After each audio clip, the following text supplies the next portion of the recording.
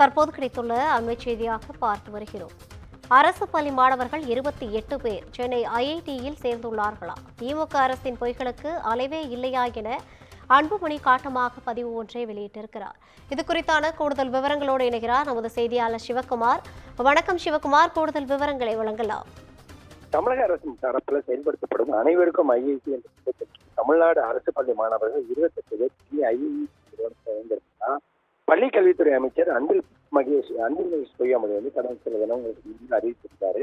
இந்நிலையில இதுக்கு ஒரு அதாவது இதுக்கு பதில் கொடுக்கும் வகையில பாமக தலைமை ஒரு அறிக்கை ஒன்று வெளியிடப்பட்டிருக்கு. என்னன்னு பாத்தீங்கன்னா, திமுக அரசு சொல்லக்கூடிய பொய்களுக்கு ஒரு அளவே இல்லையா அப்படின்னு கேட்டா தற்போது அன்புமணி ராமதாஸ் அந்த அறிக்கை வெளியிட்டிருக்கிறாரு. அதாவது அவர் என்ன சொல்லியிருக்கிறாருன்னா, அரசு பள்ளி மாணவர்கள் 28 பேர் சென்னை ஐஐடியில சேர்ந்தாங்களா, திராவிட மாடல் அரசோட பொய்களுக்கு அளவே இல்லையா அப்படின்னு கேள்வி எழுப்பியிருக்கவர்.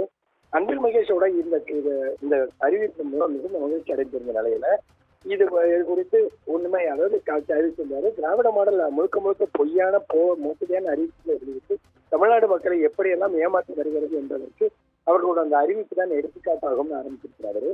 தமிழக அரசு பள்ளி மாணவர்கள் 28 பேர் ஐஐடியில சேர்ந்திருக்கிறதா அமைச்சர் வெளியிட்ட அறிவிப்பை பார்த்தவுடன் மிகுந்த மகிழ்ச்சி அடைந்ததாகவும், அதற்கு காரணம் பற்றி அதற்கு உரிய காரணம் மாநில பாடத்திட்டத்தை கடைபிடிக்கும் அரசு பள்ளிகள், தனியார் பள்ளிகள் ஆகியவற்றுக்கு சொந்தமாக ஒவ்வொரு ஆண்டும் ஒற்றை இலக்கத்திலேயே மாணவர்கள் ஐஐடியில சேர்ந்து வந்தாங்க.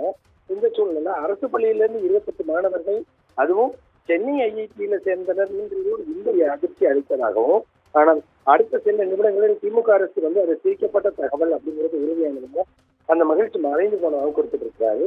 ஐஐடி மாணவர்களுக்கான சேர்க்கை, ஐஐடி கூட்டு நுழைவுத் தேர்வு, அதே மாதிரி பாத்தீங்கன்னா இருக்கப்பட்ட தேர்வுகளின் வாயிலாகத்தான் நடைபெறும். முதன்மை தேர்வுகள்ல அதிக மதிப்பெண் பெற்றவர்கள் 2 லட்சம் இடங்களை பிடிப்பவர்கள் உயர்நிலை தேர்வுகளுக்கு தகுதி பெறுவார்கள். உயர்நிலை தேர்வுகளில் அதிக தரவரிசை பெற்றவர்களுக்கு ஐஐடி கலந்தாய்வு மூலம் பிடெக் படிப்புல இடம் சேர ஒதுக்கப்படும் தெரிவித்தாரு.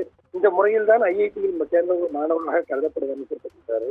ஆனால் தமிழக அரசால் குறிப்பிடப்பட்ட 28 மாணவர்களும் பிடெக் படிப்பில் சேரவில்லை எனவும், அவர்கள் 4 மாணவர்கள் மட்டுமே உயர்நிலை தேர்வுக்கு தகுதி பெற்றுள்ளனரும், மீதி உள்ள 24 பேர்களும் அந்த தேர்வுக்கு கூட தகுதி பெறவில்லை. இதில் அந்த 28 மாணவர்களில் 25 பேர் சென்னை ஐஐடி தரப்புல தனிப்பட்ட முறையில் நடத்தப்படும் டேட்டா சயின்ஸ் எனப்படும் படிப்பிலும், மீதி உள்ள 3 மாணவர்கள் பிஇ எலக்ட்ரானிக் சிஸ்டம் படிப்புல சேர்ந்துள்ளனர். இவை ஐஐடி பட்டப்படிப்புக்குள்ள வராது அப்படின்னு தெரிவிச்சிருக்கிறாரு. அதே மாதிரி டேட்டா சயின்ஸ், எலக்ட்ரிக்கல் சிஸ்டம்ஸ் போன்ற படிப்புகள் ஆன்லைன்ல நடத்தப்படுபவை.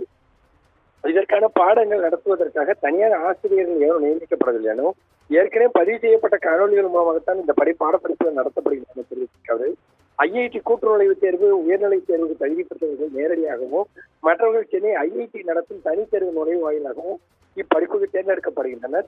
தனி நுழைவுத் தேர்வுல பட்டியல் இனத்தார், மாற்று இனத்தார் 30%, ஓபிசி 30%, அதே மாதிரி பொதுப்பிரிவு 40% மதிப்பெண் எடுத்தாலே இந்த படிப்புல எளிதாக சேர்ந்துவிட முடியும்னு தெரிவித்திருக்கிறார்.